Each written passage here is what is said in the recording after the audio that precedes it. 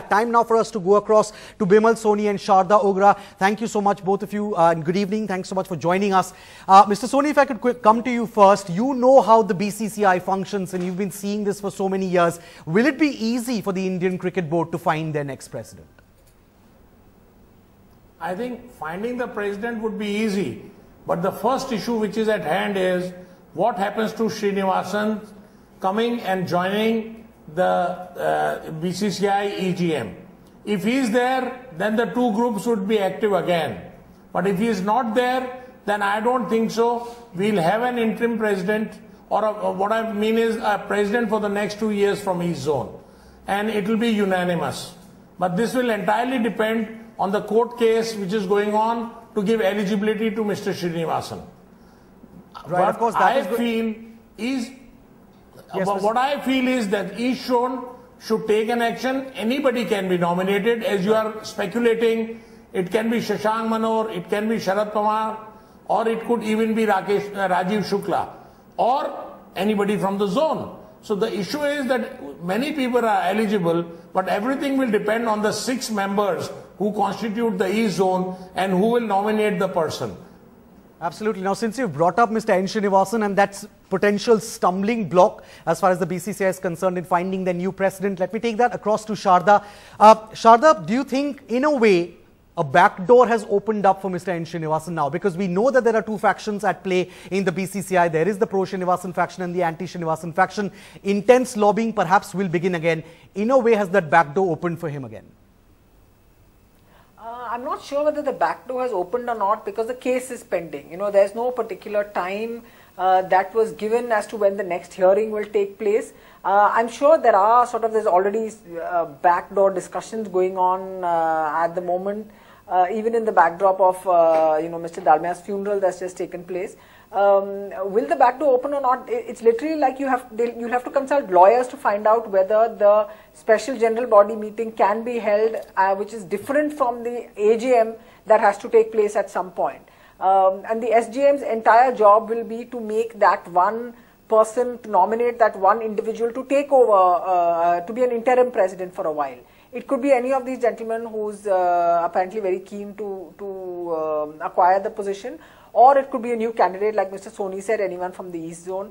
And it requires, apparently, it's almost like you have to be a BCCI constitutional expert to be able to read this properly. But it will be more about, whether they can call this SGM before they call the AGM. And then if Mr. Srinivasan wants to turn up at the SGM as well, then we are again going to go into this whole cycle of court cases and so on, which puts Mr. Anurag Thakur's position, it just makes it more secure and gives him a lot more access to control and power within the BCCI, which is not what Mr. Srinivasan or his loyalists or anyone of the kind would want. So there's a big kind of complex if I can use a Hindi word, there's a khichdi that's being cooked at the moment. Right. The road ahead, of course, seems to be a tricky one, Sharda. Mr. Soni, what's your take on the Sharad Pawar angle? How big a role do you think he could play? Because we are hearing that perhaps he will back Shashank Manohar. Well, I am very clear. Mr. Pawar is a very powerful person, and in the interest of cricket, he should play his role, because he is one person who can play a positive role. And at this juncture, when the board is split in factions, it's not clear what's going to happen. I think sanity should come in, and we should get a president who carries this board for next 2 years as a united unit. And these all difficulties which we have faced in last 2 years are over.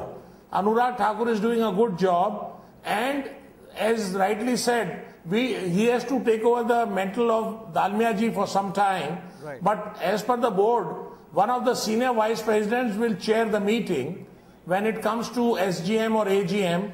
And as far as SGM and AGMs are concerned, an SGM can be called, and the same day or maybe next day the AGM can be called.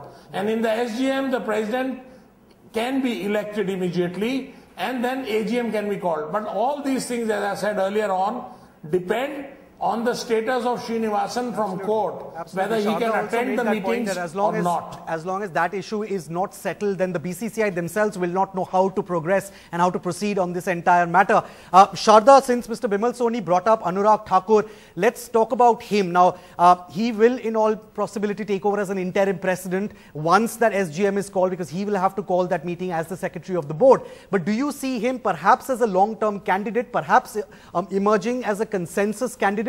Or will the pro-Srinivasan camp not allow that to happen? I don't think he will be a consensus candidate in terms of anything.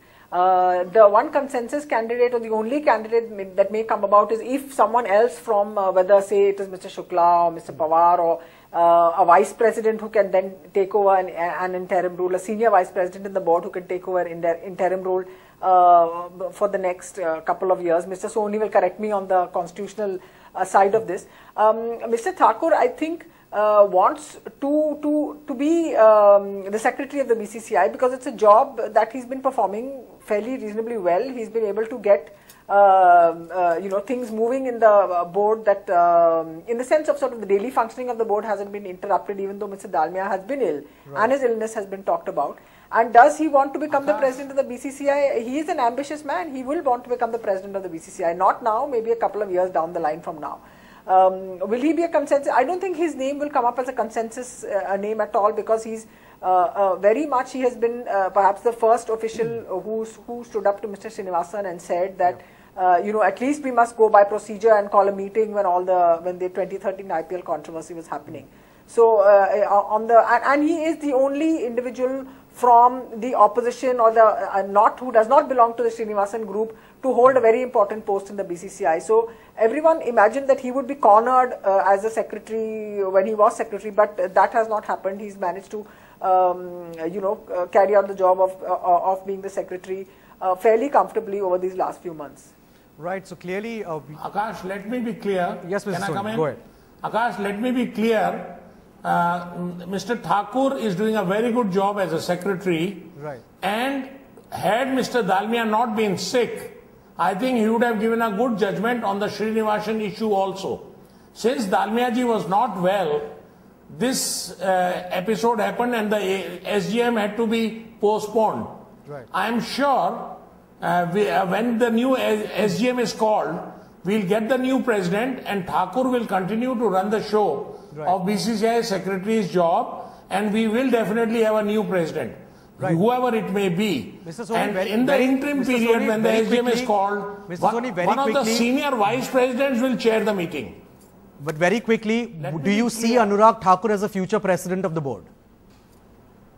Not today. He's just young. He's just entered. He's doing a very good job as secretary. Let him continue. He definitely will have a chance from North Zone whenever the time comes. Right. But today he's doing a good job as secretary, and we'll have a president who will be an experienced old hand in the board politics.